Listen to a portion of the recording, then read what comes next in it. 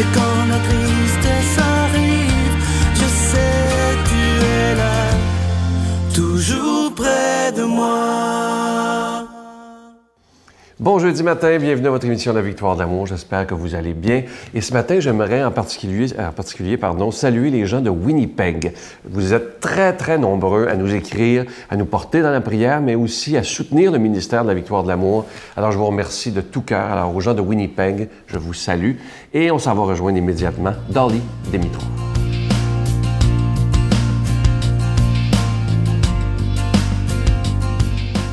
Bon matin, bonne journée. Le temps, il passe tellement vite, mais c'est agréable quand on savoure le temps. Pour moi, demain, c'est la journée d'Halloween.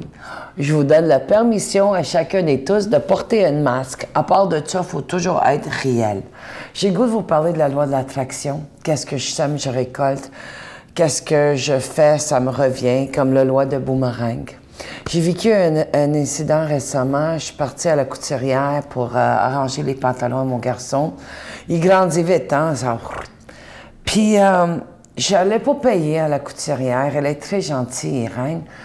Puis, qu'est-ce qui est arrivé? C'est que je trouvais pas mon portefeuille. Alors là, je vous jure, la panique est poignée. On est à 5. On cherchait partout dans le magasin parce que je regardais un petit peu partout. Où est-ce qu'elle est mon portefeuille? Il y a des gens qui ont rentré, sorti. Déjà, dans ma tête, je les accusais parce que je me disais peut-être qu'ils ont parti avec ma portefeuille. Et finalement, Irène m'a fait un super de beau cadeau. Elle a dit, arrête, pense, où est-ce que tu as été? Tout de suite, elle m'a comme figée. Je me mis en position, j'ai pensé. J'étais à la banque. J'appelle tout de suite la banque. Bonjour, c'est Dolly Dimitrov. Est-ce que ça se pourrait-tu que j'ai laissé mon portefeuille là? Madame dit non, on n'a pas aucun portefeuille qui est à rapporter dans les affaires perdues. Je dis parfait. Elle dit mais là, arrête et pense, respire. C'est moi, supposé être moi la thérapeute en passant, un couturière, juste pour vous dire, tu sais. Là, j'ai dit mais j'étais aussi à la nettoyeur. C'est vrai, dans la salle d'essayage parce qu'on a changé un vêtement. J'arrive, j'appelle le nettoyeur, je dis « Bonjour, c'est Dolly. Est-ce que c'est possible que j'ai laissé ma portefeuille là? » Madame, elle m'a dit « Oui, elle est dans la salle d'asseyage. » Quelqu'un d'autre a été voir pendant que j'étais sur le téléphone. Après 3-4 minutes de la folle en ville, je veux juste vous dire que tout de suite, je me suis dit « Est-ce que j'ai fait quelque chose de pas correct? » Est-ce qu'il y a une raison pourquoi quelqu'un volera mon portefeuille que je l'aurai pu? Puis il n'y a rien qui montait à l'intérieur de moi. Parce que moi, dans ma croyance, c'est juste des voleurs qui ont peur des voleurs. Ou ceux qui n'ont pas fait un cheminement à propos des blessures d'avoir été volés ou violés dans notre intimité. Et tu vois, j'avais mon portefeuille, il n'y avait rien qui manquait. La vie est tellement bien quand tu sèmes, tu récoltes. Alors, sèmons l'amour dans cette belle journée. Notre Père qui es aux cieux, que ton nom soit sanctifié, que ton règne vienne, que ta volonté soit faite sur la terre comme au ciel. Donne-nous aujourd'hui notre pain de ce jour. Pardonne-nous nos offenses comme nous pardonnons à ceux qui nous ont offensés. Ne nous laisse pas entrer en tentation, mais délivre-nous du mal, car c'est à toi qu'appartient le règne, la puissance et la gloire pour les siècles des siècles. Amen.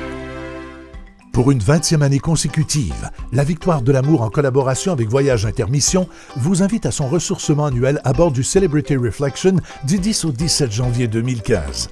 Au départ de Miami, nous ferons escale à Puerto Rico, Saint-Thomas et Saint-Martin, en compagnie de Sœur Angèle, Sylvain Charon et la présence exceptionnelle de l'abbé Robert Jolicoeur. Réservation avec Voyage Intermission au 514-288-6077 ou sans frais au 1-800-465-3255. Je vous parle encore de ce beau cadeau du mois, une belle exclusivité de La Victoire de l'amour. C'est ce CD du chapelet médité sur les mystères joyeux, en compagnie de nul autre que Monseigneur Christian Lépine, qui est archevêque de Montréal. Et vous ne trouverez jamais ce CD-là dans les magasins. Monseigneur Lépine l'a fait exprès pour les gens de la Victoire de l'Amour. Et je veux le remercier d'ailleurs de cette si grande générosité. Et vous entendrez aussi Luc Faneuf réciter le chapelet avec Monseigneur Lépine. Et le CD ne vient pas seul. Il vient aussi avec un très, très beau chapelet. Et je vous le garantis, vous avez ma parole. Le chapelet est d'une très, très grande qualité. Il est en cristal noir. Il est déjà béni. Et c'est une copie qu'on a fait faire, une copie du chapelet que le pape François m'avait donné en juin dernier. Alors, c'est un beau souvenir, évidemment. Je vous rappelle qu'il est déjà béni et que c'est un chapelet d'une grande, grande qualité. Vous avez ma parole d'honneur, il est en cristal noir. Vous le recevrez avec un don de 25 $ et si vous voulez deux ensemble, c'est avec un don de 40 $ parce que ça se donne vraiment bien en cadeau. Merci de votre générosité. Je vous donne l'adresse, la Victoire de l'Amour, casier postal 120, succursale Boucherville à Boucherville, le J4B 5E6, je vous la redonne, la Victoire de l'Amour, casier postal 120, succursale Boucherville à Boucherville, le J4B 5E6. Également par téléphone, par carte de crédit du lundi au vendredi de 8h30 à 16h30 dans le 514-523-4433, 523-4433 ou sans frais, le 1-888-811-9291, 1-888-811-9291 et aussi sur notre site Internet qui s'est refait une beauté, le www.lavictoiredelamour.org.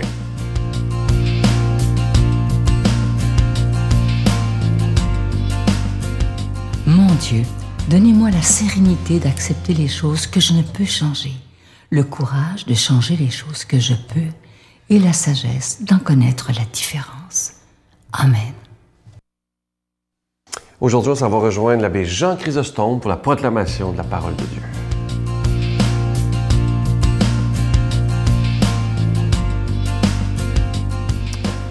Mes chers frères et sœurs, en ce jeudi 30 octobre, nous avons un passage de l'évangile de Saint Luc, un passage que j'aime beaucoup et que j'aimerais bien vous partager. À ce moment-là, quelques pharisiens s'approchèrent de Jésus pour lui dire « Va-t'en, pars d'ici, Hérode veut te faire mourir. » Il leur répliqua « Allez dire à ce renard, aujourd'hui et demain, je chasse les démons et je fais des guérisons. Le troisième jour, je suis au but. Mais il faut que je continue ma route aujourd'hui, demain et le jour suivant, car il n'est pas possible qu'un prophète meure en dehors de Jérusalem. Jérusalem, Jérusalem, toi qui tues les prophètes, toi qui lapides ceux qui te sont envoyés, combien de fois j'ai voulu rassembler tes enfants, comme la poule rassemble ses poussins sous ses ailes, et vous n'avez pas voulu. Maintenant, Dieu abandonne votre temple entre vos mains.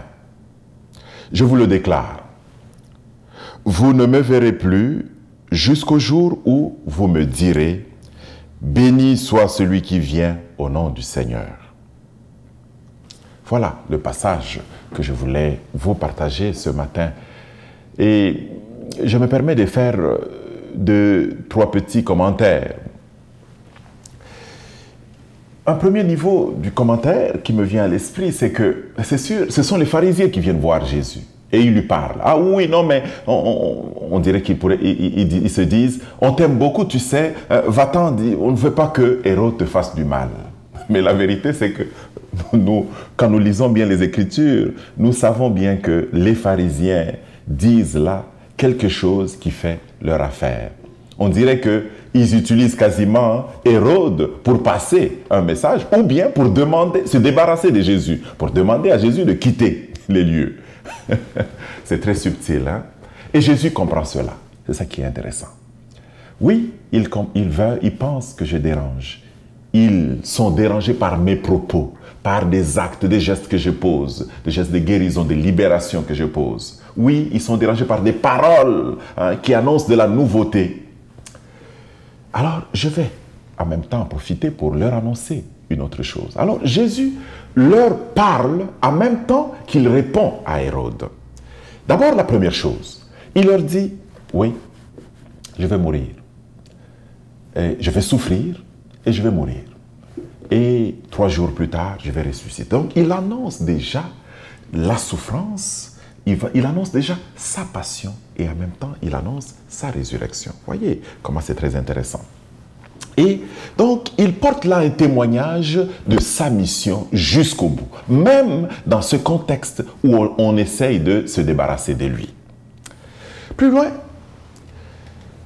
je voudrais encore partager une autre chose avec vous. Lorsque nous voyons cette attitude de Jésus par rapport aux pharisiens et indirectement par rapport à Hérode, nous pouvons constater une chose, c'est que devant des situations de contrariété, devant des situations où Jésus sent qu'on veut se débarrasser de lui, il ne laisse pas tomber les bras. Au contraire, il continue à annoncer la bonne nouvelle. Et donc, nous pouvons nous demander, nous aussi, ce matin, qu'est-ce qui arrive pour nous lorsque nous sentons que les gens ne veulent rien savoir de la bonne nouvelle que nous voulons annoncer? Qu'est-ce qui arrive pour nous lorsque nous sentons que le message que nous annonçons nous fait des ennemis dans le milieu, dans la société, dans la communauté? Qu'est-ce que nous faisons comme chrétiens, chrétiennes? Est-ce que nous croisons les bras et nous laissons tomber les bras? Ou est-ce que nous fuyons? Est-ce que nous nous disons que nous devons laisser cette mission-là? Mais non, nous ne devons pas nous dire cela justement. Parce que la rencontre que nous avons faite avec Jésus, c'est une rencontre qui nous pousse, on dirait même qui nous oblige de l'intérieur, qui nous brûle comme un feu dévorant, qui nous pousse à aller annoncer la bonne nouvelle. Le pape François, dans son encyclique La joie de l'Évangile, le dit d'une manière magnifique. Nous avons rencontré Dieu, nous avons rencontré le ressuscité et il a mis en nous son amour. Et nous ne pouvons pas faire autrement que d'annoncer cela. C'est bien sûr qu'il nous faut juger des espaces où nous devons témoigner. On ne peut pas volontairement courir derrière un risque. Volontairement, je veux dire. Nous devons faire du discernement. Mais il est important que nous puissions continuer à annoncer cette bonne nouvelle de la joie. La joie habite notre cœur. La bonne nouvelle est une bonne nouvelle d'amour et nous avons à partager cet amour avec nos frères et sœurs. Que cette journée nous serve justement à cela, que nous puissions aller vers nos frères et sœurs pour annoncer la bonne nouvelle. Que le Seigneur nous bénisse au nom du Père et du Fils et du Saint-Esprit. Amen. Je vous salue Marie, pleine de grâce. Le Seigneur est avec vous. Vous êtes bénie entre toutes les femmes, et Jésus, le fruit de vos entrailles, est béni. Sainte Marie, Mère de Dieu, priez pour nous pauvres pécheurs, maintenant et à l'heure de notre mort. Amen. Venez célébrer avec nous le 20e anniversaire de la Victoire de l'amour en compagnie de Monseigneur Christian Lépine, archevêque de Montréal, l'abbé Robert Lemire, l'abbé Robert Jolicoeur, Dolly Dimitro, Jean-Marc Chaput, Sœur Angèle et Sylvain Charon. Et en chanson, Miguel Padilla, Frédéric Coucou, William Coallier, Robert Lebel, Giorgia Fomenti et un mini-spectacle de l'unique Michel Louvain. Le samedi 16 mai 2015 à 13h à l'Arena Maurice Richard de Montréal, Métro Vio. Coût du billet 25 $, taxes incluses.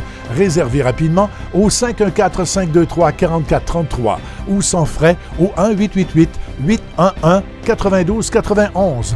Un grand rassemblement d'amour et de foi inoubliable. Je vous laisse avec une belle pensée ce matin. Écoutez-la bien, c'est très, très beau. Lorsque tu fais une promesse, tu donnes de l'espoir à quelqu'un. Lorsque tu l'honores, tu crées ainsi la confiance. Ça, c'est tellement important. Je l'aime beaucoup. On entend des gens parfois qui font des promesses, mais finalement changent d'idée à la dernière minute. C'est très important, surtout avec les enfants, de respecter nos promesses. À demain. Moi, ça me fascine de me dire, est-ce que moi, je peux arriver où vous en êtes, jamais de la vie? Vraiment, je ne suis pas un but pour vous, j'espère. Non, c'est une espérance. Vous me donnez de la lumière. Mais moi, vous me donnez de la lumière, chérie. Ce qui me reste, c'est ce que l'abbé... L'abbé Jolicoeur. L'espérance. Oui. L'espérance, c'est ça qui nous tient.